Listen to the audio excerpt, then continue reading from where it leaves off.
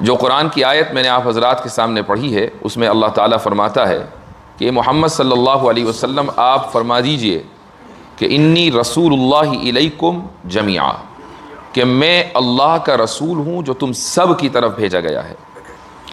اس آیت سے ہمیں یہ پتہ چلتا ہے کہ نبی کریم صلی اللہ علیہ وسلم کی رسالت عام ہے، دیگر انبیاء کی طرح نہیں ہے کہ حضرت موسیٰ علیہ السلام کو رسول بنا کر بھیجا گیا بنو اسرائیل کی طرف، حضرت عیسیٰ علیہ السلام کو بھی رسول بنا کر بھیجا گیا بنو اسرائیل کی طرف، اور جو لوگ حضرت عیسیٰ کی رسالت پر ایمان لائے وہ عیسائی کہلائے، اور جن لوگوں نے حضرت عیسیٰ کی رسالت کو مسترد کر دیا اور حضرت موسیٰ پر بدستور ایمان رکھا وہ یہودی کہلائے۔ یہ تمام کے تمام انبیاء ایک خاص قوم یا خاص علاقے کی طرف بھیجے گئے تھے، اور قرآن کا اعلان ہے کہ دنیا میں ہر قوم کے یہاں انبیاء آئے ہیں، کچھ قوموں کے انبیاء کے نام ہمیں معلوم ہیں اور کچھ کے نام ہمیں معلوم نہیں ہیں۔ اس ملک میں بھی اللہ سبحانہ و تعالیٰ نے یقیناً انبیاء بھیجے ہوں گے، وہ کون ہیں کہاں ہیں تصدیق کے ساتھ یقین کے ساتھ نہیں کہا جا سکتا۔ کچھ علاقوں میں بہت سے بزرگوں کو مکاشفہ ہوا کہ بھئی یہاں انبیاء علیہم السلام کی قبریں ہیں یا فلاں جگہ فلاں نبی کی قبر ہے، تو ایسی جگہوں کے بارے میں جو اسلام کا موقف ہے وہ یہ ہے کہ لا نصدق ولا نکذب، نہ تو ہم تصدیق کرتے ہیں نہ تکذیب کرتے ہیں، یعنی اس بات کا امکان بھی ہے کہ ہو سکتا ہے کہ یہ قبریں انبیاء علیہم السلام کی ہوں اور یہ بھی ہو سکتا ہے کہ نہ ہوں۔ یہ بالکل ایسا ہی ہے جیسا کہ بہت سی جگہوں پر کچھ ایسی چیزیں ہوتی ہیں کہ جن کی نسبت نبی کریم صلی اللہ علیہ وسلم کی طرف ہوتی ہے، جیسے کہ رسول اکرم علیہ السلام کا بال مبارک۔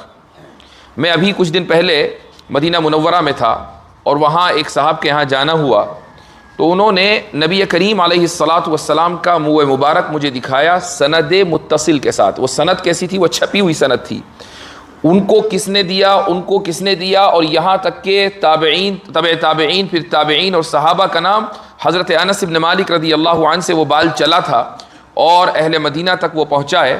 اس بال کی اللہ تعالیٰ نے مجھے توفیق دی کہ میں زیارت کی، بلکہ یہاں تک توفیق ہوئی کہ اس بال میں کو جس عطر میں ڈبویا گیا تھا ان صاحب نے وہ عطر بھی دیا ماشاءاللہ تھوڑا سا، تو یہ بہت بڑی سعادت کی بات ہے۔ تو ان کے بارے میں بھی جو ہمارا امت کا موقف ہے وہ یہ ہے کہ لا نصدق ولا نکذب، کہ ہم نہ تصدیق کرتے ہیں نہ تکذیب کرتے ہیں۔ حسن ظن یہ ہے کہ اس بات کا غالب گمان یہ ہے کہ ہو سکتا ہے کہ رسول اکرم صلی اللہ علیہ وسلم کی طرف جو نسبت ہے یہ صحیح ہو۔ تو بہرحال انبیاء علیہم السلام ہر علاقے میں آئے ہیں، ہر قوم میں آئے ہیں، لیکن نبی کریم صلی اللہ علیہ وسلم کی جو رسالت ہے وہ رسالت عام ہے۔ ایسا نہیں ہے کہ آپ کی رسالت کسی ایک خاص قبیلے کی طرف ہے یا خاص علاقے کی طرف ہے کہ وہ صرف جزیرۃ العرب کے رسول ہوں یا صرف قریش کے رسول ہوں یا صرف ایک خاص وقت کے لیے رسول ہوں، نہیں۔ الیکم جمیعا، الیکم جمیعا کا مطلب یہ ہے کہ تمام کے تمام لوگ، وہ چاہے مشرق کے باشندے ہوں یا مغرب کے، وہ اردو بولنے والے ہوں یا انگریزی، وہ فارسی بولنے والے ہوں یا فرینچ، وہ کوئی بھی زبان بولنے والے ہوں۔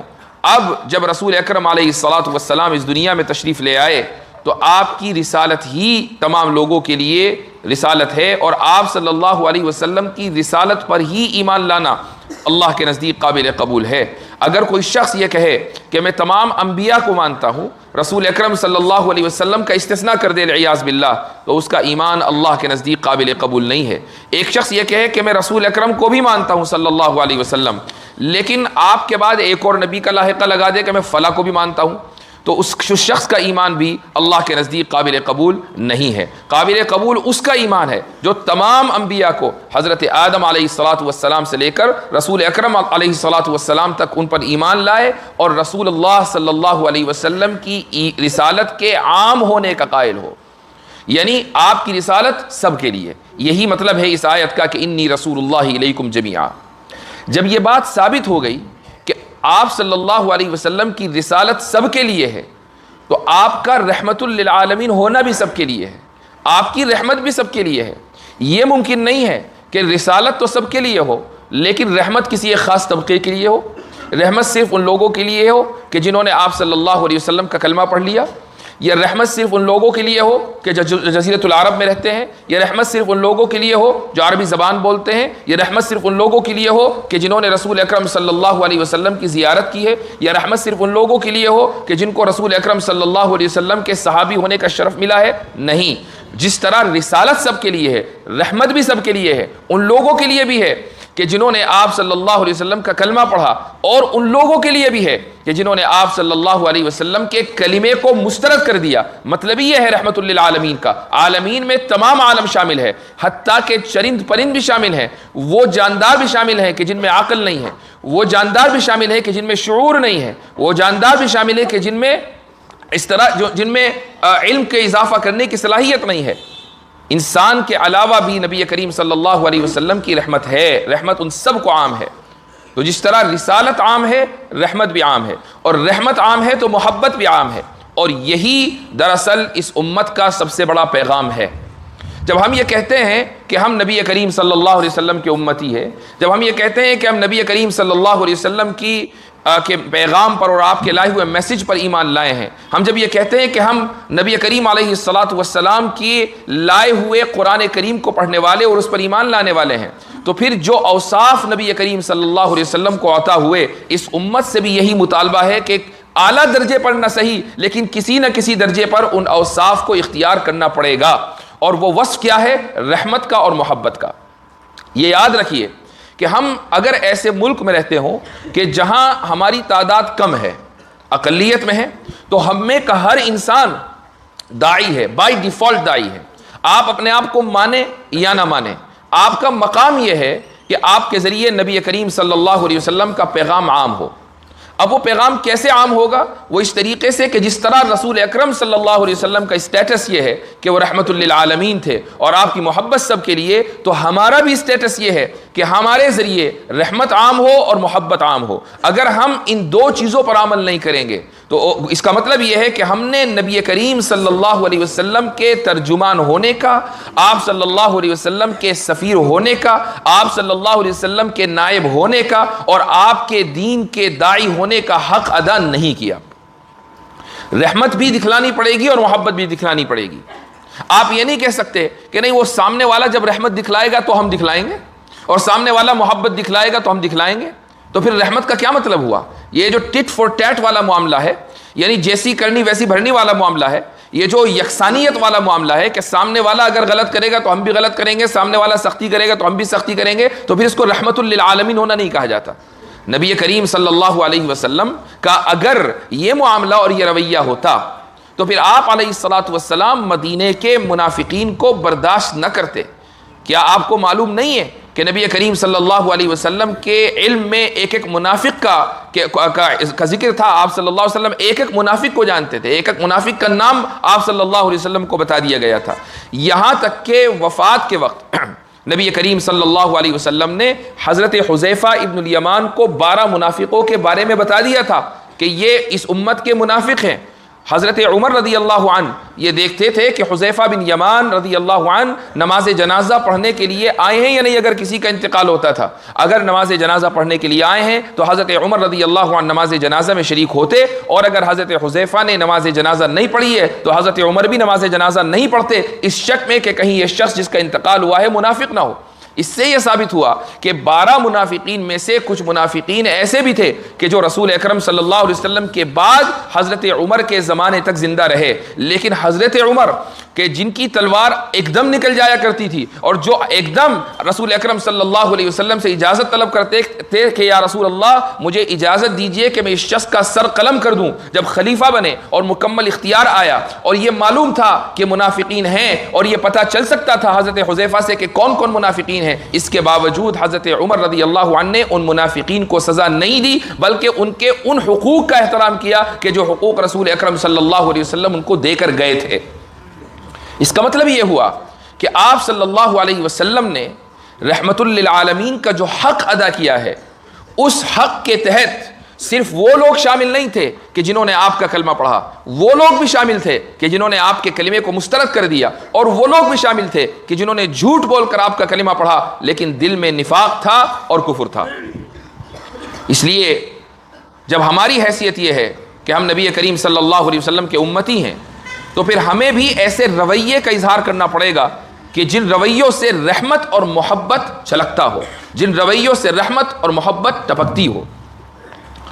لیکن یہاں ایک سوال ہوتا ہے، وہ سوال یہ ہوتا ہے کہ بھائی اگر نبی کریم صلی اللہ علیہ وسلم واقعی رحمت للعالمین تھے تو پھر لڑ کر تلوار کے زور پر ایک بڑی تعداد کو اسلام میں داخل کیسے کر لیا، اور یہ بھی کہہ دیا کہ امرت ان اقاتل الناس حتی یقولوا لا الہ الا اللہ، کہ مجھے تو حکم دیا گیا کہ میں لوگوں سے لڑوں یہاں تک کہ وہ اللہ کا کلمہ پڑھ لیں۔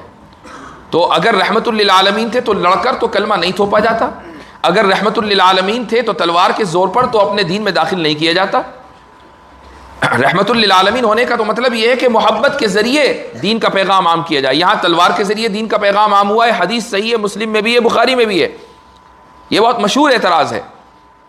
اس کا جواب جو علماء نے دیا ہے وہ بڑے واضح انداز سے دیا ہے، اور یہ یاد رکھیے کہ حدیثوں کو، آیتوں کو سمجھنے کا ایک اصول ہے، بلکہ دنیا کی ہر کتاب کو سمجھنے کا ایک ہی اصول ہے، اور وہ اصول یہ ہے کہ آپ سیاق و سباق کو، کانٹیکسٹ کو سامنے رکھیں گے۔ پانی اگر ہو تو تھوڑا سا سیاق و سباق کو آپ سامنے رکھیں گے۔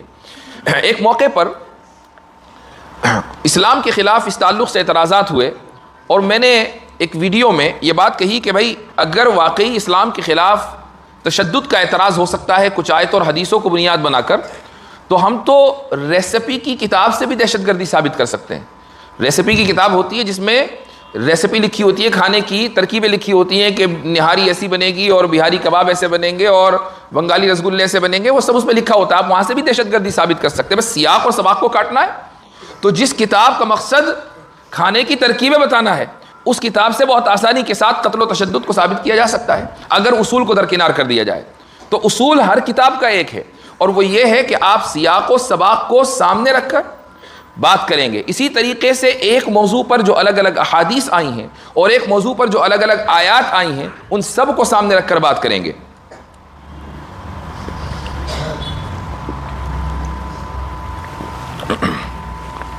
تو یہ حدیث جو آئی امرت ان اقاتل الناس حتی یقولوا لا الہ الا اللہ، کیا صرف یہی ایک حدیث ہے؟ کیا قرآن کی کوئی آیت اس تعلق سے موجود نہیں ہے؟ قرآن کی آیتیں بھی ہیں، حدیثیں بھی ہیں، اور نبی کریم صلی اللہ علیہ وسلم کا پورا منہج بھی ہے، سیرت بھی ہے، اور سیرت نے یہ ریکارڈ کر کے دے دیا کہ کس موقع پر آپ صلی اللہ علیہ وسلم نے کس حدیث پر عمل کیا اور کس موقع پر کس آیت پر عمل کیا۔ پوری ایک ترتیب ہمارے سامنے موجود ہے۔ مثلا اگر دو ملک ہوں، ایک ملک مسلمانوں کا ہو، دوسرا ملک مسلمانوں کے دشمنوں کا ہو، تو اس تعلق سے اللہ سبحانہ و تعالیٰ نے جو حکم دیا وہ یہ دیا کہ سب سے پہلے کوشش دونوں ملکوں کو یہ کرنی ہے کہ امن کا معاہدہ ہو۔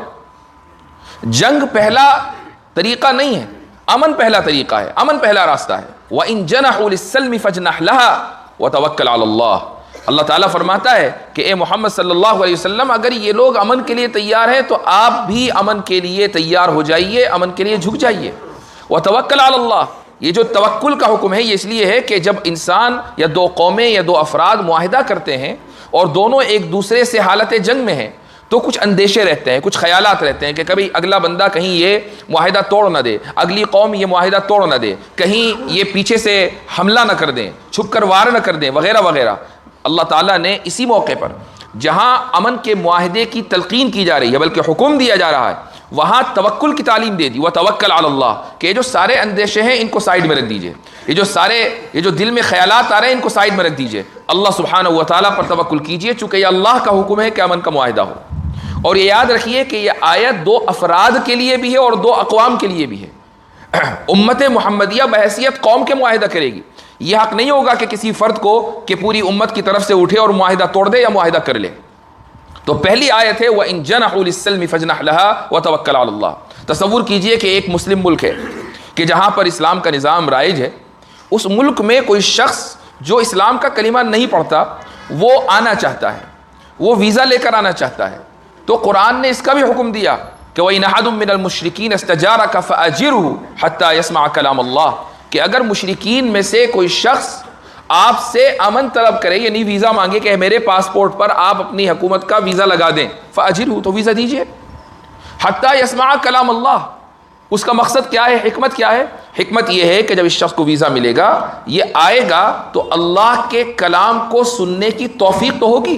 ہو سکتا ہے کہ اس کے ملک میں اذان نہ ہوتی ہو سکتا ہے کہ اس کے ملک میں قرآن کریم نہ ہو سکتا ہے کہ اس کے ملک میں مسلمان نہ مساجد نہ ہو سکتا ہے کہ اس کے ملک میں علماء اور حفاظ نہ ہو.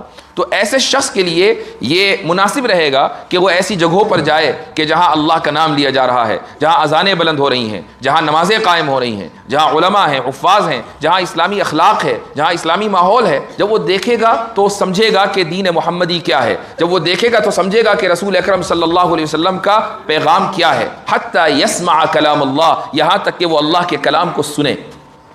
یہاں رک کر میں ایک آپ کو بات بتانا چاہتا ہوں. یہ ایک علمی بات ہے، لیکن میں دیکھ رہا ہوں کہ ماشاءاللہ اس بڑے مجمع میں بہت سے علماء بھی ہیں، اور یہ بات صرف علماء کے لیے نہیں ہے بلکہ غیر علماء کے لیے بھی ہے، سبھی کے لیے ہے. ہماری تاریخ میں ایک فرقہ گزرا ہے معتزلہ کا. معتزلہ اس بات کے قائل تھے کہ اللہ کا کلام مخلوق ہے، کریٹڈ ہے، اللہ کا کلام اس کی صفت نہیں ہے. یہ معتزلہ کا موقف تھا. اور یہ یاد رکھیے، ہمارے ایک استاد تھے نور اللہ مرقدہ، حضرت مولانا مفتی سعید پالنپوری، ان کا ابھی چند سال پہلے انتقال ہوا. وہ ایک بات کہتے تھے اور بالکل حرف بحرف صحیح. وہ یہ فرماتے تھے کہ اگر ایک مرتبہ امت میں کوئی فرقہ جنم لے لے تو اس کے اثرات ہمیشہ باقی رہتے ہیں. یہ ممکن نہیں ہے کہ وہ مکمل ختم ہو جائے. تو بہت سے لوگ یہ سمجھتے ہیں کہ معتزلہ جو آج سے 1200-1300 سال پہلے تھے وہ مکمل ختم ہو گئے. ایسا نہیں ہے. معتزلہ کے اثرات آج بھی باقی ہیں. اسی کو ہم جدید اعتزال بولتے ہیں. بہت سے لوگ ہیں جو اس اعتزال جدید کا شکار ہیں. یہ کسی دوسرے وقت کا موضوع ہے. لیکن یہاں یہ بتانا ہے کہ معتزلہ کا موقف یہ رہا ہے کہ اللہ کا کلام، کلام اللہ مخلوق ہے، کریٹڈ ہے، یہ اللہ کی صفت نہیں ہے. جبکہ اہل سنہ والجماعہ کا موقف یہ ہے کہ اللہ کا کلام کریٹڈ نہیں ہے. اللہ نے اپنے کلام کو کریٹ نہیں کیا، اللہ نے اپنے کلام کو خلق نہیں کیا، اس نے اپنے کلام کو پیدا نہیں کیا، بلکہ یہ اللہ کی صفت ہے. اللہ اپنی صفات کو پیدا نہیں کرتا. چونکہ اگر اللہ کی صفات مخلوق ہوں تو پھر اللہ کو بھی مخلوق ماننا پڑے گا. اور اس کی وجہ یہ ہے کہ جب صفت مخلوق ہے تو موصوف بھی مخلوق. اگر صفت مخلوق ہوگی تو موصوف بھی مخلوق. اور اللہ کی صفت کلام اللہ اگر اس کو کریٹڈ مان لیا تو پھر اللہ کو بھی مخلوق ماننا پڑے گا. اور جو مخلوق ہے وہ اللہ نہیں ہو سکتا، وہ خدا نہیں ہو سکتا. تو اس لیے اللہ کی کوئی بھی صفت مخلوق نہیں ہے. اور قرآن جو کہ کلام اللہ ہے یہ بھی مخلوق نہیں ہے، اللہ کی صفت ہے. اس آیت سے معتزلہ نے یہ استدلال کیا کہ حتی یسمع کلام اللہ، جو چیز سنی جاتی ہے، جو چیز دیکھی جاتی ہے وہ مخلوق ہے. ہم نے کوئی آواز سنی وہ مخلوق ہے، ہم نے کسی کی بات سنی وہ مخلوق ہے. کوئی بھی آواز آپ سنیں، چاہے وہ انسان کی ہو، وہ جنات کی ہو، وہ جانور کی ہو، وہ کسی بھی طرح کی آواز ہو، وہ مخلوق ہے. اس کا مطلب یہ ہے کہ ایک وقت میں وہ آواز تھی، ایک وقت میں وہ آواز نہیں تھی، اور اس کے بعد اس آواز کو پیدا کیا گیا. تو اس آیت سے معتزلہ نے استدلال کیا کہ کلام اللہ مسموع یعنی اس کو سنا جاتا ہے، اور جس چیز کو انسان سنے وہ مخلوق ہوتی ہے، لہذا کلام اللہ مخلوق ہے. اس کا جواب اہل السنہ والجماعہ نے یہ دیا کہ کلام اللہ دو طرح کے ہیں. ایک کلام لفظی ہے اور ایک کلام نفسی ہے. کلام لفظی وہ کلام ہے کہ جس کو ہم اپنی زبان سے ادا کرتے ہیں، جس کو ہم اپنے کانوں سے سنتے ہیں، جس کو ہم اپنی آنکھوں سے دیکھتے ہیں اگر وہ کہیں لکھا ہوا ہو، یہ کلام لفظی ہے. اور کلام نفسی، جو انسان کا کلام نفسی وہ ہے کہ جو اس کے ذہن و دماغ میں ہو. مثال کے طور پر میں اس وقت آپ سے گفتگو کر رہا ہوں، میرے ذہن میں ایک مضمون ہے، اور اسی طریقے سے اس مضمون کو ادا کرنے کے لیے جو الفاظ ہیں قبل اس کے کہ وہ میری زبان سے ادا ہوں میرے ذہن میں موجود ہیں. اگر میں اگلے 1 منٹ میں اپنی زبان سے ادا ہونے والے الفاظ کو اس منٹ میں جاننا چاہوں تو مجھے یہ اختیار نہیں کہ میں جان لوں کہ میں اگلے منٹ میں کون سے الفاظ کا انتخاب کرنے والا ہوں. لیکن انسان کو اللہ نے یہ قدرت دی ہے کہ جس سیکنڈ، جس لمحہ اس کی زبان سے الفاظ نکلتے ہیں، اسی لمحہ اسی ترتیب کے ساتھ وہ الفاظ اس کے ذہن و دماغ میں موجود ہوتے ہیں. یہ جو ذہن و دماغ میں موجود الفاظ ہیں اس کو کلام نفسی کہا جاتا ہے.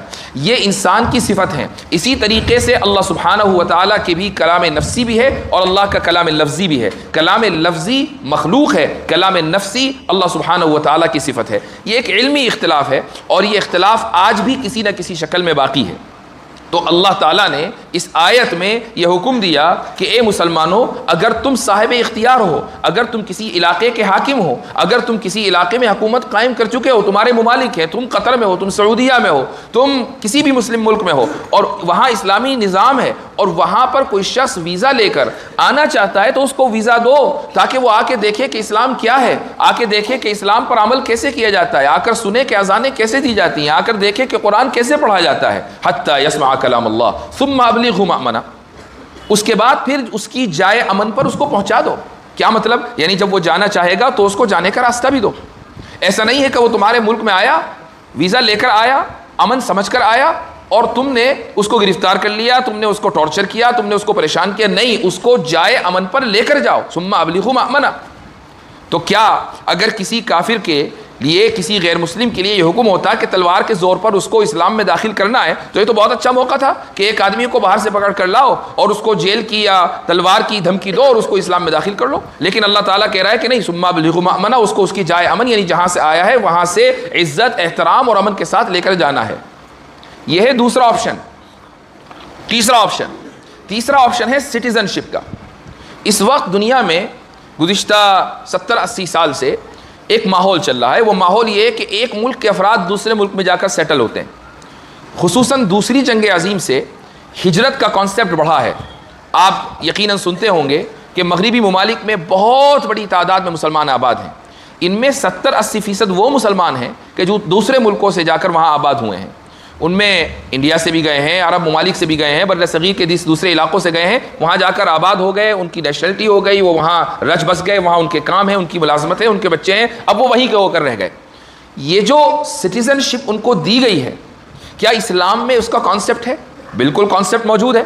اچھا، یہ جو لوگ سٹیزن شپ لے کر وہاں آباد ہوئے ہیں، یا مان لیجئے اس ملک میں کوئی شخص سٹیزن شپ لے کر یہاں آباد ہو، تو جس طریقے سے مقامی افراد کی ذمہ داری ہے کہ وہ قانون کی پاسداری کریں اور ٹیکس دیں، اسی طریقے سے وہ شخص جو یہاں آ کر آباد ہوا ہے، وہ یہاں کام کر رہا ہے، اس کے کاغذات بن گئے، اس کی سٹیزن شپ ہو گئی، اس کی بھی ذمہ داری ہے کہ وہ قانون کی پاسداری کرے، اسی طرح جیسا کہ مقامی افراد جو نسلوں سے یہاں رہتے آ رہے ہیں وہ قانون کی پاسداری کریں گے، اور وہ بھی ٹیکس دے کہ جس طریقے سے دوسرے افراد ٹیکس دے رہے ہیں۔ اس کا کنٹریبیوشن بھی ملک کی ترقی میں اتنا ہی ہونا چاہیے کہ جتنا کنٹریبیوشن دوسرے لوگوں کا ہے جو نسلوں سے یہاں رہ رہے ہیں۔ یہ ہر ملک کا قاعدہ ہے، ہر ملک کا قانون ہے، اس کو ٹیکس لا بولا جاتا ہے۔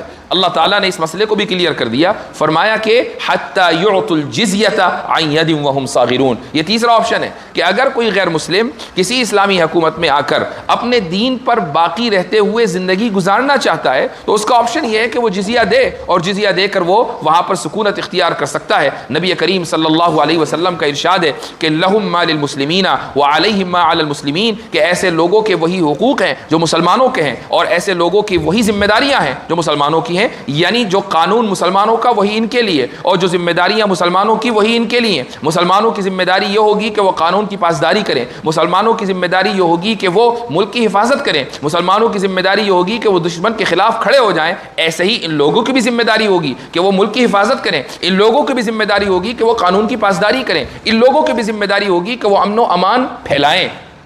یہ ہے تیسرا آپشن کہ امن، اس کے بعد ویزا، اس کے بعد سٹیزن شپ۔ سارے آپشن قرآن میں موجود ہیں، لیکن ذرا تصور کیجئے کہ دو اقوام ہیں، دو ممالک ہیں، اور ایک ملک مسلمانوں کا ہے جہاں اسلام کا نظام، دوسرا ملک دشمنوں کا ہے، مسلمانوں کے دشمن ہیں جو نہ امن چاہتے ہیں، نہ امن قائم کرنا چاہتے ہیں، نہ ویزا لے کر آنا چاہتے ہیں، نہ خاموش بیٹھتے ہیں، وہ کچھ نہیں، یہاں تک کہ مسلمانوں کی طرف سے یعنی مسلم ممالک کی طرف سے کی جانے والی پیشکش کو ٹھکرا دیتے ہیں امن کی۔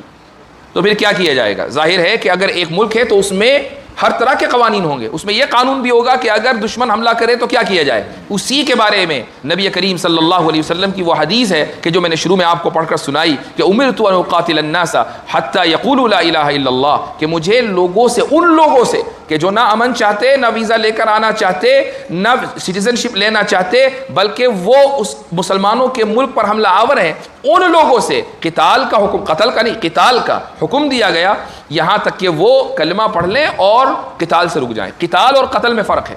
قتل کا مطلب ہے مرڈر کرنا، کسی کو مار دینا۔ قتال کا مطلب ہے جنگ کرنا۔ جنگ ایک آدمی نہیں کرتا، جنگ دو قومیں کرتی ہیں، جنگ دو فوجیں کرتی ہیں۔ ایسا نہیں ہوتا کہ ایک آدمی خود ہی جنگ کر رہا ہے۔ ایک آدمی اگر دوسرے کو قتل کرتا ہے تو اس کو قتل کرنا کہا جاتا ہے، قتال کرنا نہیں کہا جاتا۔ حدیث میں قتل کرنے کا لفظ نہیں ہے، قتال کا لفظ ہے، امرت ان اقاتل الناس۔ تو اس پوری تفصیل سے یہ بات واضح ہو گئی کہ نبی کریم صلی اللہ علیہ وسلم نے معصوموں کو قتل کرنے کا حکم نہیں دیا۔ اللہ نے نبی کریم علیہ الصلاۃ والسلام کو معصوموں کے قتل کرنے کا حکم نہیں دیا، بلکہ معصوموں کو پروٹیکٹ کرنے کا حکم دیا ہے۔ اللہ نے نبی کریم صلی اللہ علیہ وسلم کو یہ حکم دیا ہے کہ وہ لوگوں کے لیے رحمت للعالمین بنے. ہاں اگر کوئی شخص لوگوں کو قتل کرنے پر آمادہ ہے تو ظاہر ہے کہ اس کو سزا دی جائے گی، اور اسی کا تعلق اس حدیث سے ہے. تو میں نے شروع میں کہا کہ آپ علیہ الصلاۃ والسلام کی رسالت بھی عام ہے اور رحمت بھی عام ہے. اب ہم کے بغیر یہ ممکن نہیں ہے کہ آپ صلی اللہ علیہ وسلم کا پیغام دوسروں تک چلا جائے. یہ آپ سوچنا چھوڑ دیجئے کہ بھائی بڑی پریشانی ہو رہی ہے اور بہت نفرت ہے، یہ ہے وہ نہیں. آپ صلی اللہ علیہ وسلم نے جن حالات میں زندگی گزاری اس سے بدتر حالات نہیں ہیں دنیا کے کسی بھی علاقے میں. اس سے بدتر حالات جو انبیاء نے گزارے اس سے بدتر حالات نہیں ہیں. تو جب آپ صلی اللہ علیہ وسلم کو ایسے حالات میں رحمت للعالمین کہا گیا اور آپ علیہ الصلاۃ والسلام کو ایثار اور قربانی اور ہمدردی اور مواسات کا حکم دیا گیا، تو یہ حکم تو پھر ہم سب کے لیے اور رہتی دنیا تک ہر ایک انسان کے لیے ہے. اس مواسات کا اظہار کس طریقے سے ہوگا؟ وہ اس طریقے سے ہوگا کہ اگر کوئی شخص اگرچہ وہ غیر مسلم ہے آپ کو اپنی طرف بلائے، مثلا دعوت کرے، تو آپ اس کی دعوت کو قبول کریں. نبی کریم صلی اللہ علیہ وسلم نے اس چیز پر عمل کر کے دکھلایا ہے. ایک یہودیہ خاتون تھی، اس نے خیبر کے موقع پر نبی کریم صلی اللہ علیہ وسلم کی دعوت کی. اب ذرا تصور کیجئے کہ ابھی جنگ ختم ہوئی ہے اور جن لوگوں سے جنگ ہوئی ہے وہ لوگ قابل اطمینان نہیں ہیں، چونکہ یہ وہی لوگ ہیں کہ جو بھی کچھ سال پہلے مدینہ میں نبی کریم صلی اللہ علیہ وسلم کو دھوکہ دے کر آئے تھے. بنو نذیر کے لوگ ہیں، بنو قینقاع کے لوگ ہیں. یہ لوگ مدینہ میں آباد تھے. یہاں سے آپ صلی اللہ علیہ وسلم نے ان کو جلا وطن کیا. کیوں جلا وطن کیا؟ چونکہ وہاں بنو نذیر کے لوگ رسول اکرم صلی اللہ علیہ وسلم کو اساسینیٹ کرنے والے تھے. وہ اساسینیشن کا واقعہ بھی سن لیجئے کہ آپ صلی اللہ علیہ وسلم کے پاس بنو نذیر کے کچھ لوگ آئے اور انہوں نے کہا کہ اے ابو القاسم، وہ ظاہر ہے کہ مومن نہیں تھے تو رسول اللہ نہیں کہتے تھے، اے ابو القاسم اگر آپ سچے ہیں تو آپ ہمارے کچھ لوگوں سے بات چیت کر لیجئے اور ان کو قائل کر لیجئے. اگر وہ قائل ہو جائیں تو ہم آپ کا کلمہ پڑھ لیں گے. آپ صلی اللہ علیہ وسلم فوراً تیار ہو گئے اور کہا کہ ٹھیک ہے، کہاں بات کرنی ہے اور کس سے بات کرنی ہے؟ تو انہوں نے کہا کہ آپ اپنے 30 لوگ لے کر آئیں اور ہماری طرف سے 30 لوگ آئیں گے اور ہمارے علاقے میں بات ہوگی، مسجد نبوی میں نہیں، ہمارے علاقے میں بات ہوگی. تو یہ وقت طے ہو گیا. آپ صلی اللہ علیہ وسلم اپنے 30 صحابہ کے ساتھ چلے اور ادھر سے 30 افراد آئے. حضرت جبریل علیہ الصلاۃ والسلام کے ذریعے اللہ تعالیٰ نے نبی کریم صلی اللہ علیہ وسلم کو فوری طور پر سازش کی اطلاع دے دی کہ جس جگہ پر رسول اکرم صلی اللہ علیہ وسلم کو بٹھانے کا نظم کیا گیا تھا ایک دیوار کے نیچے، وہاں پر ایک شخص اوپر چڑھ چکا تھا ایک بڑا سا پتھر لے کر کہ جب آپ صلی اللہ علیہ وسلم نیچے موجود ہو تو آپ کے اوپر وہ پتھر گرا دیا جائے. نبی کریم صلی اللہ علیہ وسلم اسی وقت واپس لوٹ گئے اور پھر سزا کے طور پر بنو نذیر کو جلا وطن کیا گیا کہ تم یہاں سے نکلو. چونکہ کسی بھی ریاست کے ہیڈ کو اساسینیٹ کرنا کوئی معمولی بات نہیں ہے، اس کی سازش کرنا. تو بنو نذیر کو وہاں سے جلا وطن کیا گیا اور یہ جا کر آباد ہوئے خیبر میں. اب چند سالوں کے بعد 2-3 سال کے اندر خیبر کا معرکہ ہوا. خیبر میں ان لوگوں کو شکست ہوئی اور یہاں پر ایک یہودیہ آپ صلی اللہ علیہ وسلم کی دعوت کرنا چاہتی ہے. کوئی اور ہوتا تو وہ یہ کہتا کہ بھائی تم تو پہلے بھی قتل کا ارادہ کر چکے ہو، تم سے ابھی ہم جنگ سے فارغ ہوئے ہیں، تم شکست خوردہ قوم ہو، تمہاری دعوت کیسے قبول کریں؟ نبی کریم علیہ الصلاۃ والسلام نے فوراً دعوت قبول کر لی.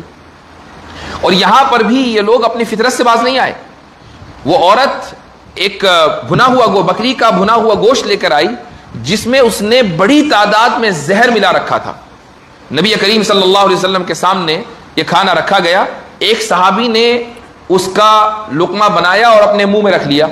نبی کریم صلی اللہ علیہ وسلم کے بھی منہ مبارک میں وہ لقمہ پہنچا لیکن حلق میں نہیں اترا تھا کہ جبریل علیہ الصلاۃ والسلام نے اطلاع دے دی کہ یہ کھانا زہر آلود ہے. وہ صحابی کھا چکے تھے، نگل چکے تھے، لہٰذا زہر نے ان صحابی کے اوپر اثر کیا اور 2-1 دن میں ان صحابی کی شہادت ہو گئی. نبی کریم صلی اللہ علیہ وسلم کو چونکہ اطلاع ہو چکی تھی تو آپ علیہ الصلاۃ والسلام نے اس کو فوراً تھوک دیا. آپ صلی اللہ علیہ وسلم نے لوگوں کو بلایا، یہودیوں کو، کہ تم اپنی حرکت سے باز نہیں آئے، یہ بتاؤ کہ اس کھانے میں زہر تھا یا نہیں تھا. تو وہ لوگ آئے اور کہنے لگے کہ ہاں اس خاتون نے زہر ملایا ہے اور اس کی وجہ یہ ہے کہ اے محمد صلی اللہ علیہ وسلم، اے ابو القاسم، اگر آپ اللہ کے رسول ہیں تو اللہ تعالیٰ آپ کی حفاظت کرے گا اور اگر اللہ کے رسول نہیں ہے تو اللہ تعالیٰ ہمیں آپ سے چھٹکارا دلا دے گا، اس لیے ہم نے یہ کام کیا.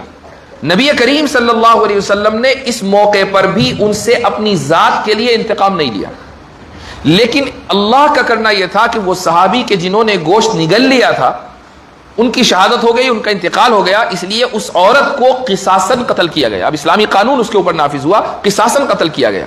یہودیوں کو اس کی سزا نہیں دی گئی کہ تم سارے کے سارے اس سازش میں شریک تھے لہذا سب کو قتل کیا جائے گا، ایسا نہیں ہوا. یہ ہے مواسات کی ایک بہت بڑی مثال کہ ایک مرتبہ نہیں 2 مرتبہ اساسینیشن اٹیمپٹ ہوئے اور نبی کریم علیہ الصلوۃ والسلام ہر مرتبہ معاف کر دیں. یہ ہے وتوکل علی اللہ کا نمونہ، یہ ہے وتوکل علی اللہ کا اظہار کہ اللہ نے حکم دیا ہے امن قائم کرنے کا تو امن قائم کریں گے. جو اندیشے ہیں، خدشے ہیں اور جو خیالات ہیں ان کو درگزر کر دیا جائے گا. آپ صلی اللہ علیہ وسلم نے زندگی کے مختلف موقع پر اس کا اظہار کیا ہے اور امت کو تعلیم دی ہے. اسی طریقے سے اگر آپ یہ دیکھیں کہ آپ کے محلے میں، آپ کے ارد گرد، آپ جہاں کام کرتے ہیں وہاں پر جہاں بھی کوئی غیر مسلم بیمار ہے اور آپ جانتے ہیں اس شخص کو، تو آپ اس کی عیادت کریں. عیادت کرنا اس مریض کا حق ہے. اور آپ صلی اللہ علیہ وسلم کی یہ تعلیم ہے کہ ایثار اور ہمدردی کے تحت ہم غیر مسلموں تک نبی کریم صلی اللہ علیہ وسلم کا یہ پیغام پہنچائیں کہ آپ رحمت للعالمین کیسے تھے. ایک یہودی لڑکا نبی کریم صلی اللہ علیہ وسلم کی خدمت کیا کرتا تھا. تو کچھ دن ہوئے کہ وہ بیمار ہو گیا، آپ صلی اللہ علیہ وسلم کے پاس نہیں آیا. اب آپ ذرا تصور کریں کہ یہ مسجد نبوی ہے، یہاں صحابہ کرام موجود ہیں، حضرت انس بن مالک بطور خادم موجود ہیں، اور ایک خادم نہیں ہر صحابی خادم ہے اور ہر صحابی جان نثار کرنے کو تیار ہے. اس کے باوجود ایک یہودی لڑکا آپ صلی اللہ علیہ وسلم کے پاس آ کر بیٹھتا ہے اور آپ کی خدمت کرتا ہے. اگر اندیشے ہوتے، اگر خوف ہوتا، اگر یہ ہوتا کہ نہیں ان لوگوں پر ٹرسٹ نہیں کرنا ہے، ان لوگوں کو اپنے قریب نہیں لانا ہے، تو کیا وجہ تھی کہ نبی کریم علیہ الصلوۃ والسلام اس یہودی لڑکے کو مسجد میں آنے کی اجازت دیتے؟ کیا وجہ تھی کہ آپ صلی اللہ علیہ وسلم اس کو اپنے قریب رکھتے؟ اور جب وہ بیمار ہو گیا اور کچھ دن نہیں آیا تو آپ صلی اللہ علیہ وسلم پریشان ہوئے اور پریشان ہو کر اس کے گھر گئے اور اس کی عیادت کی. وہ بستر پر لیٹا ہوا تھا اور اس کا آخری وقت چل رہا تھا. اس نے اپنے باپ کو دیکھا، گویا کہ وہ اپنے باپ سے اجازت طلب کر رہا ہو کہ اس موقع پر کیا میں محمد صلی اللہ علیہ وسلم کا کلمہ پڑھ لوں. نوجوان لڑکا تھا تو اس نے جب اپنے باپ کو دیکھا تو باپ کا دل پسیج گیا. وہ جانتا تھا کہ اس لڑکے کا تعلق نبی کریم صلی اللہ علیہ وسلم سے کیسا ہے، وہ جانتا تھا کہ اس لڑکے پر کس طرح رسول اکرم صلی اللہ علیہ وسلم کی زندگی کا اثر ہوا ہے. تو اس نے اشاروں میں اس لڑکے کو اجازت دی اور اس نے نبی کریم صلی اللہ علیہ وسلم کا کلمہ پڑھا. اور آپ صلی اللہ علیہ وسلم بڑے خوش ہو کر اس گھر سے نکلے، چونکہ وہ لڑکا کہ جس سے آپ صلی اللہ علیہ وسلم کو تعلق ہو گیا تھا، آنا جانا تھا، خدمت تھی، وہ لڑکا اب آپ صلی اللہ علیہ وسلم کا امتی بن گیا تھا. آپ روز جزا، روز قیامت اس شخص کے حق میں گواہی دے سکتے تھے. آپ صلی اللہ علیہ وسلم بہت خوش تھے. لیکن یہ اس لیے ہوا کہ آپ نے اس کی عیادت کی. اگر عیادت کے لیے نہ جاتے اور یہ سوچتے کہ غیر مسلم ہے، میرا کلمہ نہیں پڑھتا، دشمن قوم کا ہے، تو میں کیوں جاؤں اس کی عیادت کرنے کے لیے؟ تو کیا وہ شخص مسلمان ہوتا؟ کیا وہ شخص صحابی بنتا؟ کیا وہ شخص جنت کا حقدار ہوتا؟ کیا اس شخص کے لیے نبی کریم صلی اللہ علیہ وسلم گواہی دے سکتے تھے روز جزا؟ وہ رسول اکرم، وہ حضرت ابراہیم اپنے والد کے لیے، اپنے باپ کے لیے گواہی نہیں دے سکتے چونکہ باپ کفر کی حالت میں مرا تھا. تو پھر آپ صلی اللہ علیہ وسلم اس شخص کے حق میں گواہی کیسے دے سکتے تھے؟ لیکن اس نے کلمہ پڑھ لیا اور آپ علیہ الصلوۃ والسلام کی گواہی کا مستحق ٹھہرا. اسی طریقے سے اگر ہم یہ دیکھیں کہ کوئی غیر مسلم کا انتقال ہو گیا ہے، آپ صلی اللہ علیہ وسلم نے ایسے موقع پر بھی رہبری کی ہے کہ جنازے کا احترام کیا ہے. کسی نے کہا کہ یا رسول اللہ یہودی کا جنازہ ہے، غیر مسلم کا جنازہ ہے، آپ کیوں کھڑے ہو رہے ہیں؟ آپ نے فرمایا کہ ان فیہ لنفسا، کہ یہ بھی تو ایک جان تھی. جس طریقے سے تمہارے اندر جان ہے اس کے اندر بھی ایک محترم جان تھی، وہ جان چلی گئی تو یہ بھی احترام کا مستحق ہے. اس لیے اس طریقے سے مختلف طریقوں سے آپ صلی اللہ علیہ وسلم نے اس امت کو، صحابہ کرام کے واسطے سے، تابعین و تبع تابعین اور ان کے واسطے سے پوری امت کو یہ تعلیم دی ہے کہ غیر مسلموں سے کس طریقے سے سلوک کرنا ہے، تمام اندیشوں کو سائیڈ لائن کر کے، تمام پریشانیوں کو سائیڈ لائن کر کے، چونکہ رحمت للعالمین ہونے کا تقاضا یہی ہے. اگر امتی بننا ہے اور دعویٰ ہے رسول اکرم صلی اللہ علیہ وسلم کے امتی ہونے کا تو ان اوصاف کو اختیار کرنا پڑے گا کہ جو اوصاف رسول اکرم صلی اللہ علیہ وسلم کے تھے. اسی طریقے سے ایک دوسری چیز کہ جو رحمت للعالمین کے ضمن میں ہے وہ ہے مجادلہ. مجادلہ کے معنی ہے حسن و خوبی کے ساتھ گفتگو کرنا، اپنی بات دوسروں تک پہنچا دینا، ڈائلاگ کرنا. جس طریقے سے ہم مختلف معاملات میں ڈائلاگ کرتے ہیں، ہم سماجی معاملات میں ڈائلاگ کرتے ہیں، ہم سیاسی معاملات میں ڈائلاگ کرتے ہیں، ہم ہر طرح کے شادی کیسے ہوگی اور ولیمہ کیسے ہوگا، رخصتی کیسے ہوگی وغیرہ وغیرہ، ہر موقع پر ہمارے یہاں ڈائلاگ ہے. تو دین کے معاملات میں بھی ڈائلاگ ہے. اسی کو کہا گیا کہ وجادلہم باللتی ہی احسن، کہ جو بہترین طریقہ ہے اس طریقے سے اے محمد صلی اللہ علیہ وسلم ان سے ڈائلاگ کیجئے، ان سے مجادلہ کیجئے۔ مجادلہ کا مطلب چیخنا چلانا نہیں ہے، مجادلہ کا مطلب ناراض ہونا نہیں ہے، مجادلے کا مطلب یہ نہیں ہے کہ ایک شخص نے آپ سے سوال کیا اور آپ سینے چڑھا لیں۔ مجادلے کا مطلب ہرگز یہ نہیں ہے کہ ایک شخص آ کر آپ پر اعتراض کرے، سوال نہیں، اعتراض کرے اور آپ ناراض ہو جائیں۔ ہرگز مجادلے کا مطلب یہ نہیں ہے۔ مجادلے کا مطلب یہ ہے، حسن و خوبی کے ساتھ مجادلے کا مطلب یہ ہے کہ سامنے والے کو حتی الامکان مطمئن کرنے کی کوشش کیجیے۔ قرآن کریم کی آیتیں، نبی کریم صلی اللہ علیہ وسلم کی احادیث بھری پڑی ہیں اس انداز سے کہ اللہ نے ایسے ایسے دلائل دیے ہیں کہ جس سے انسان بالکل مطمئن ہو جاتا ہے، لیکن شخص یہ ہے کہ وہ نیوٹرل ہو کر ان آیتوں کو پڑھے اور ان آیتوں کو سمجھے۔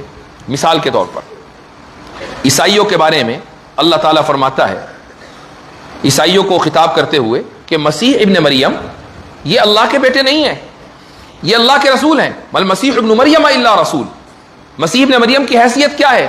رسول ہونے کی، اللہ کا بیٹا ہونے کی حیثیت نہیں ہے۔ اس کے بعد آگے اللہ نے ایک دلیل دی ہے، وہ دلیل یہ ہے کہ مسیح اور ان کی ماں کانا یاکلان الطعام، کھانا کھاتے تھے۔ آپ کوئی آدمی یہ کہے کہ کھانا کھاتے تھے، اس سے یہ کیسے ثابت ہوا کہ اللہ کے رسول تھے اور اللہ کے بیٹے نہیں تھے؟ کھانا کھانا کیسے دلیل بنا؟ یہ ہے قرآن کا اعجاز کہ بس 2-3 لفظوں میں پوری بات کہہ دی۔ اب جتنے دوسرے فلسفی ہیں وہ کسی ایک دلیل کو دینے کے لیے مشکل فلسفیانہ اصطلاح گڑھیں گے، پھر اس کے بعد صغرا کبرا، فرسٹ پریمس، سیکنڈ پریمس، اس کے بعد رزلٹ نکالیں گے اور کہیں گے لو بھائی بات ثابت ہو گئی۔ قرآن نے ایک لفظ میں کانا یاکلان الطعام۔ اب ایک شخص جو کھیت میں کام کر رہا ہے، ایک شخص جو لیب میں کام کر رہا ہے، ایک شخص جو میڈیکل فیلڈ کا ہے یا انجینئرنگ کا ہے، ہر آدمی یکساں انداز سے اس آیت کو سمجھ سکتا ہے کہ جو کھانا کھائے گا وہ کھانے کا محتاج ہوگا، جبھی تو کھانا کھائے گا۔ کھانا اس کی ضرورت ہے، اور جو کسی ضرورت کے اوپر موقوف ہو وہ کبھی بھی خالق نہیں ہو سکتا، چونکہ خالق کی کوئی بھی ضرورت نہیں ہے کہ جس کے اوپر موقوف ہو۔ اللہ کا اگر کوئی بیٹا ہوگا تو وہ بھی خدائی میں شریک ہوگا، جس طریقے سے ایک انسان کا بیٹا انسانیت میں شریک ہے اپنے باپ کے ساتھ۔ ایسا نہیں ہے کہ ایک شخص کے یہاں بیٹا ہوا لیکن وہ بیٹا نہیں ہے، انسان نہیں ہے، وہ بکری ہے، بکری کا بچہ ہے، نہیں، وہ بھی انسانی ہے۔ بیٹا اگر کسی کے یہاں ہوا تو انسانیت میں شریک ہے، انسانیت ہی میں نہیں، جائیداد میں بھی شریک ہے، جائیداد میں نہیں، اوصاف میں بھی، کمالات میں بھی، بلکہ رنگ و نسل میں بھی اور شباہت میں بھی، کتنی ساری چیزوں میں وہ شریک ہے۔ آپ بہت سی مرتبہ ایک شخص کو دیکھ کر پہچان لیتے ہیں کہ فلاں کا بیٹا ہے، ایک شخص کو دیکھ کر پہچان لیتے ہیں فلاں قوم کا ہے، ایک شخص کو دیکھ کر پہچان لیتے ہیں کہ فلاں علاقے کا ہے۔ یہ کیسے پتہ چلتا ہے؟ یہ مشابہت سے پتہ چلتا ہے۔ تو جب انسانوں میں ہے تو خدا میں بھی ایسے ہی ہوگا۔ تو اگر خدا کا کوئی بیٹا ہوگا تو خدائی میں شریک ہوگا، وہ خدا کے رحمان ہونے میں بھی شریک ہوگا، خدا کے غفار ہونے میں بھی شریک ہوگا، وہ خدا کے منصف ہونے میں بھی شریک ہوگا، وہ خدا کے خالق ہونے میں بھی شریک ہوگا، وہ ہر چیز میں شریک ہوگا۔ تو جس طریقے سے خدا کھانے کا محتاج نہیں ہے، ایسے ہی خدا کا بیٹا بھی کھانے کا محتاج نہیں ہوگا۔ لیکن حضرت عیسیٰ کھانا کھاتے تھے، یعنی کھانے کے محتاج تھے۔ تو جب وہ محتاج تھے تو خدائی میں شریک نہیں ہو سکتے، اور جب خدائی میں شریک نہیں ہو سکتے تو خدا کے بیٹے بھی نہیں ہو سکتے۔ اب یہ پوری دلیل کانا یاکلان الطعام، 3 لفظ ہے، کانا ایک لفظ، یاکلان دوسرا، طعام تیسرا، 3 لفظوں میں اللہ تعالیٰ نے ایک مضبوط دلیل دے دی۔ اسی کو آرگیومنٹ آف کنٹینجنسی کہا جاتا ہے۔ یہ جو آپ نے کنٹینجنسی کا لفظ 2 مہینے سنا اور رٹ لیا، یہ لفظ موسٹ گوگل ورڈ تھا 2 مہینے پہلے، آپ کو پتا ہوگا، اور بہت سے لوگوں کو تو اسی ڈیبیٹ میں پتا چلا کہ کنٹینجنسی بھی کوئی چیز ہے، یعنی ڈیبیٹ میں تو آ گئے لیکن یہ نہیں پتا تھا کہ کنٹینجنسی کیا ہے۔ تو یہ آرگومنٹ آف کنٹینجنسی ہے۔ کیسے؟ کنٹینجنسی کا مطلب ہوتا ہے توقف، ایک چیز کا دوسرے کے اوپر موقوف ہونا۔ اگر ایک چیز دوسرے کے اوپر موقوف ہے، اس کو بولا جاتا ہے کہ A is contingent on B, A B کے اوپر کنٹینجنٹ ہے۔ کانا یاکلان الطعام، حضرت عیسیٰ اور ان کی والدہ کھانے پر موقوف ہیں، کھانا کھاتے ہیں۔ جب کھانے پر موقوف ہے اور کھانا مخلوق ہے تو جو چیز مخلوق پر موقوف ہوگی وہ بھی مخلوق ہوگی، اس لیے حضرت عیسیٰ مخلوق ہے، اللہ کے بیٹے نہیں۔ یہ ہے آرگومنٹ آف کنٹینجنسی۔ تو دیکھیے، ہم ایک ہی چیز کو، قرآن کی اس آیت کو ہم نے ایک اصطلاح دے دی، اب سب لوگوں کو ایک دم سمجھ میں آنے لگا، لیکن قرآن نے تو بہت آسان کر کے بتایا۔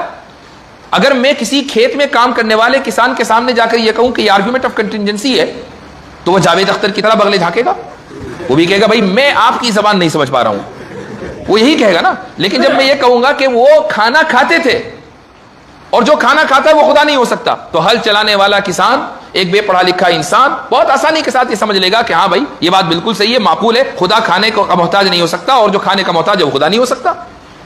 یہ قرآن کا اعجاز ہے کہ بہت ہی آسان الفاظ میں وہ دلائل دے دیتا ہے۔ اسی کو وجادلہم باللتی ہی احسن کہا جاتا ہے کہ اس طریقے سے مجادلہ کیجئے کہ جو بہترین طریقہ ہو، ہر ایک کے لیے آسان ہو، ہر ایک سمجھ سکتا ہو۔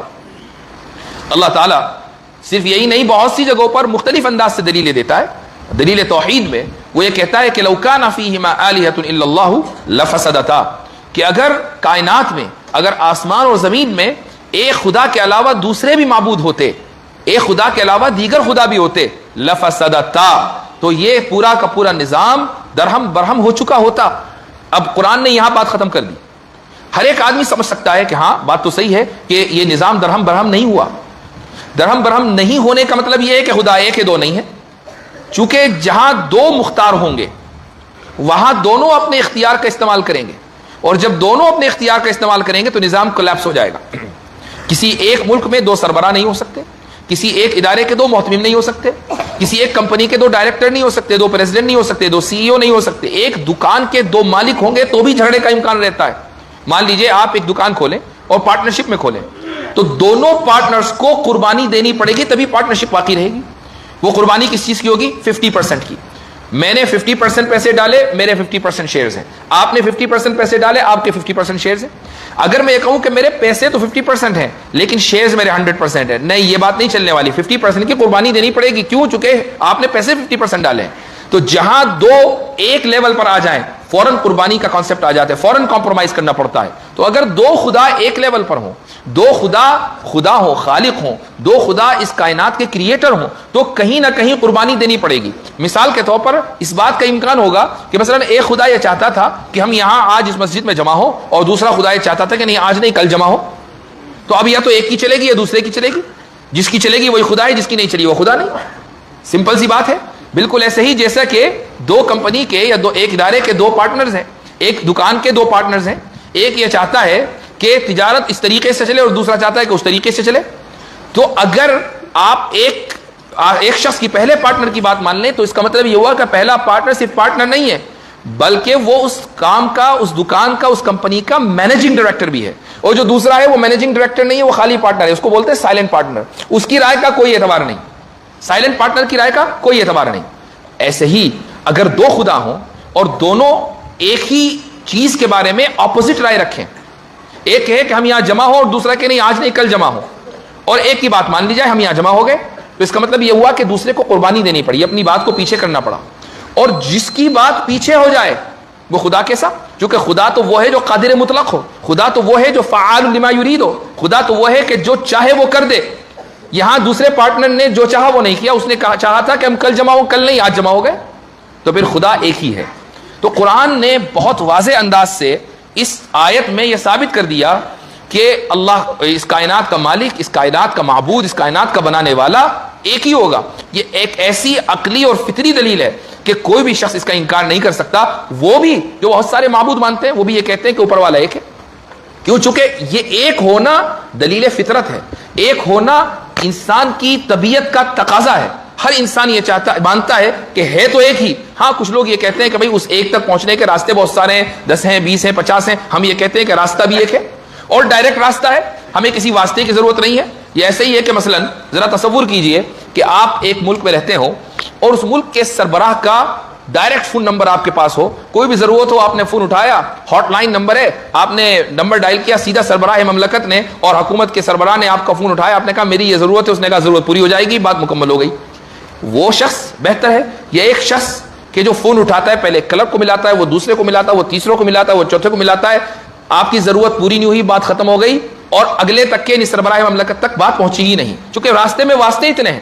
تو کون سا شخص بہتر ہے؟ وہ شخص کہ جو ڈائریکٹ فون کرے یا وہ شخص جو واسطہ در واسطہ فون کرے؟ جو ڈائریکٹ فون کرے۔ تو ایسے ہی اللہ تعالیٰ نے بہت آسان انداز میں ان دلائل اور ان مثالوں کے ذریعے بتا دیا کہ توحید ہماری فطرت کی آواز ہے، وحدانیت ہماری فطرت کی اور ہماری ضمیر کی اور ہماری طبیعت کا تقاضا ہے۔ لیکن جب آپ کسی فلسفی سے پوچھیں کہ مان لیجئے وہ فلسفی اللہ پر اور اللہ کے ایک ہونے پر ایمان رکھتا ہو، اس سے پوچھیں کہ آپ کوئی دلیل دیں گے خدا کے ایک ہونے کی؟ وہ یہ کہے گا کہ ہاں میرے پاس ایک دلیل ہے، اس دلیل کا نام ہے قیاس استثنائی، اس دلیل کو انگریزی میں کہتے ہیں موڈس پوننس۔ اب یہ ایک لیٹن کا ورڈ ہے، ایک عربی کا ورڈ ہے. اب پہلے تو میں اس کی تشریح کروں گا کہ موڈس پوننس کیا ہے. قیاس استثنائی کی تعریف یہ ہے کہ قیاس استثنائی میں دو مقدمے ہوتے ہیں، ایک کو مقدم کہا جاتا ہے، ایک کو تالی کہا جاتا ہے. تالی کے باطل ہونے سے مقدم کا باطل ہونا ثابت ہوتا ہے. اب یہ وہ اصطلاحات ہیں کہ جس نے فلسفے اور منطق کی کتابیں پڑھ لی اس کے سمجھ میں آئے گا. قرآن نے اس طریقے سے دلائل دیے کہ نہ منطق پڑھنے کی ضرورت، نہ فلسفہ پڑھنے کی ضرورت، بس آنکھیں کھولنے اور کان کھولنے کی ضرورت ہے کہ اگر دو خدا ہوتے تو کائنات کا نظام درہم برہم ہو جاتا. کائنات کا نظام درہم برہم نہیں ہوا، لہذا خدا دو نہیں ہے، ایک ہے. ہر ایک کے سمجھ میں آ سکتا ہے. یہ ہے وجادلہم باللتی ہی احسن. لیکن اس سے کیا ثابت ہوا؟ قرآن یہ دلائل کیوں دے رہا ہے؟ ہر صفحے پر، ہر جگہ قرآن یہ دلائل کیوں دے رہا ہے؟ یہ اس لیے دے رہا ہے تاکہ وہ ہمیں سکھائے کہ ڈائیلاگ کا دروازہ کبھی بند نہیں ہونا چاہیے. ڈائیلاگ کا دروازہ ہمیشہ کھلا رہنا چاہیے. کبھی ڈائیلاگ زبان کے ذریعے ہوگا، کبھی عمل کے ذریعے ہوگا، کبھی رویے کے ذریعے ہوگا، اور کبھی باقاعدہ اسٹیج سجا کر ہوگا. ہر طریقے سے ڈائیلاگ ہوتا ہے. تو جو بھی طریقہ جہاں بھی مناسب ہو اس طریقے سے ڈائیلاگ ہونا چاہیے، دلائل دیے جانے چاہیے تاکہ آپ کی بات دوسروں تک پہنچے. اگر ہم رسول اکرم صلی اللہ علیہ وسلم کے دین کے ایمبیسڈر ہیں، اگر رسول اکرم صلی اللہ علیہ وسلم کے دین کے داعی ہیں، اور بائی ڈیفالٹ ہم میں ہر ایک آدمی داعی ہے، اگر ہم رسول اکرم صلی اللہ علیہ وسلم کے لائے ہوئے پیغام کے نام لیوا ہیں، آپ کے اوپر ایمان رکھتے ہیں، قرآن کریم پر ایمان رکھتے ہیں، اور رسول اکرم صلی اللہ علیہ وسلم کی سنت کو مانتے ہیں، سیرت کو پڑھے ہوئے ہیں، یہ جانتے ہیں کہ رسول اکرم علیہ الصلوۃ والسلام نے پوری زندگی جو کام کیا وہ کام تھا دعوت کا، وہ کام تھا رحمت کا، وہ کام تھا دوسروں سے محبت کا، وہ کام تھا دوسروں کو اللہ کی رحمت میں لانے کا، وہ کام تھا دوسروں کو اللہ کے راستے پر چلانے کا، وہ کام تھا جنت کے راستہ دکھانے کا. تو پھر ہماری بھی یہ ذمہ داری ہے کہ ہم رسول اکرم صلی اللہ علیہ وسلم کے دکھلائے ہوئے اس راستے پر چلیں، مواسات بھی کریں اور ڈائیلاگ بھی کریں. تب جا کر ہم یہ کہہ سکتے ہیں کہ ہاں ہم رسول اکرم صلی اللہ علیہ وسلم کے امتی ہیں. ورنہ صرف دعویٰ ہی رہے گا، اور دعویٰ بغیر کسی دلیل کے، دعویٰ بغیر کسی دلیل کے قابل قبول نہیں ہے. اس دعوے کی دلیل چاہیے، اور وہ دلیل یہ ہے کہ رسول اکرم صلی اللہ علیہ وسلم کی بیان کردہ سیرت کے اوپر بھی اور آپ کے طریقے کے اوپر بھی عمل ہو. تو میرے بھائیوں اور میری بہنوں، یہاں بہنیں بھی جمع ہیں، تو یہ ضروری ہے کہ ہم آپ صلی اللہ علیہ وسلم کی عمومی رسالت کا جس طریقے سے اعلان کرتے ہیں، تو آپ کی عمومی رحمت کا بھی اور آپ کی عمومی محبت کا بھی ہم اپنے رویوں اور اپنے الفاظ اور اپنے کلمات سے اعلان کریں. رہی بات اندیشوں کی، رہی بات مسائل کی، وہ دنیا کی کون سی قوم ہے کہ جس کے پاس مسائل نہ ہوں؟ وہ دنیا کے کون سے افراد ہیں کہ جن کے یہاں اندیشے نہ ہوں؟ ذرا مجھے بتائیے کہ اگر آپ ایسی جگہ پر رہ رہے ہوتے کہ جہاں صرف آپ ہی آپ ہوتے، اور آپ کے دائیں اور بائیں اور نیچے اور اوپر ہر جگہ تیل کے کنویں اور ذخیرے ہوتے، تو کیا آپ کے اندیشے ختم ہو چکے ہوتے؟ اندیشے تو تب بھی تھے، مسائل تو تب بھی تھے. اگر ملکی طور پر مسائل نہ ہو تو فیملی کے سطح پر مسائل ہوتے ہیں، فیملی کے سطح پر مسائل نہ ہو تو انفرادی طور پر مسائل ہوتے ہیں. جب اس دنیا میں آئے ہیں تو مسائل لے کر آئے ہیں، اس دنیا میں آئے ہیں تو پرابلمز لے کر آئے ہیں. ہم اس دنیا میں یوٹوپیا میں نہیں آئے ہیں. یوٹوپیا ایک اصطلاح ہے جس کا مطلب یہ ہے کہ سب بہتر، سب کچھ ایک دم پرفیکٹ، ہر آدمی مالدار، کہ کوئی بیمار نہیں، کوئی مریض نہیں، کوئی پریشانی نہیں، سب نوجوان، سب بالکل ایک دم 100% پرفیکٹ. یہ دنیا یوٹوپیا نہیں ہے. یوٹوپیا کا وعدہ اللہ نے جنت میں کیا ہے کہ بھئی جنت میں جائیں گے لا خوف علیہم ولا هم يحزنون، نہ کوئی اندیشہ ہوگا نہ غم ہوگا. دنیا کے بارے میں یہ وعدہ نہیں کیا کہ نہ تمہیں کوئی اندیشہ ہوگا نہ تمہیں کوئی غم ہوگا، تم میری بات مانو، غم سے بھی بری اور اندیشوں سے بھی بری. نہیں، بلکہ یہ کہہ دیا نبی کریم صلی اللہ علیہ وسلم نے کہ اشد الناس بلاء الانبیاء ثم الامثل فالامثل، کہ سب سے زیادہ امتحان تو انبیاء کا ہوتا ہے، اور پھر ان لوگوں کا جو انبیاء کے طریقے سے قریب ہیں، اور پھر ان لوگوں کا جو انبیاء کے ان لوگوں سے قریب ہے جو انبیاء کے راستوں سے قریب ہیں. یعنی جو انبیاء سے قریب ہیں صحابہ، اور جو ان سے قریب ہیں تابعین. جتنے ہم انبیاء سے قریب ہوں گے مسائل اور امتحانات میں اضافہ ہوتا رہے گا. یہ الگ بات ہے کہ آپ علیہ الصلوۃ والسلام نے ہمیں تلقین کی ہے کہ ہم یہ دعا مانگتے رہیں کہ اے اللہ ہمیں تو کسی امتحان میں مبتلا نہ کر. یہ دعا اپنی جگہ، لیکن امتحان میں اگر مبتلا ہو گئے، مسائل کا اگر شکار ہو گئے، تو اس کا مطلب یہ نہیں ہے کہ ہمارا پیغام غلط ہو گیا یا ہماری کوئی بات جھوٹی ہو گئی. مسائل یا خوف یا چیلنجز کی وجہ سے ہم رحمت للعالمین کے پیغام کو درکنار کر دیں اور سائیڈ لائن کر دیں. نہیں، جہاں مسائل زیادہ ہوں گے وہاں رحمت للعالمین کا وصف زیادہ دکھلانا پڑے گا. جہاں پریشانیاں زیادہ ہوں گی وہاں نبی کریم علیہ الصلوۃ والسلام کی زندگی پر عمل بھی زیادہ بہتر طریقے سے کرنا پڑے گا. جس طرح آپ صلی اللہ علیہ وسلم نے 23 سالہ زندگی میں پورے جزیرۃ العرب کا نقشہ بالکل بدل دیا، اور ہر شخص چاہے وہ آپ کے کلمے کا پڑھنے والا ہو یا کلمے کا مخالف ہو، آپ کی رحمت سے مستفید تھا. اسی طریقے سے بحیثیت اس امت آپ صلی اللہ علیہ وسلم کے امتی کے ہماری بھی ذمہ داری ہے کہ آپ علیہ الصلوۃ والسلام کی رحمت سے ہر جاندار اور ذی نفس مستفید ہو. یہی تقاضا ہے اس نبی یعنی رحمت للعالمین کے امتی ہونے کا. دعا ہے کہ اللہ سبحانہ و تعالی ہمیں انبیاء علیہم الصلاۃ والسلام کے طریقے پر چلائے، ان کے مشن پر چلائے۔ دعا ہے کہ اللہ سبحانہ و تعالی ہمیں موقع دے اور توفیق دے کہ ہم دوسروں کے لیے آپ علیہ الصلاۃ والسلام کی رحمت کے پھیلاؤ کا ذریعہ اور سبب بنیں، اور آپ صلی اللہ علیہ وسلم کے بتلائے ہوئے راستے پر عمل کریں۔ جزاکم اللہ خیر الجزاء، وآخر دعوانا ان الحمد للہ رب العالمین۔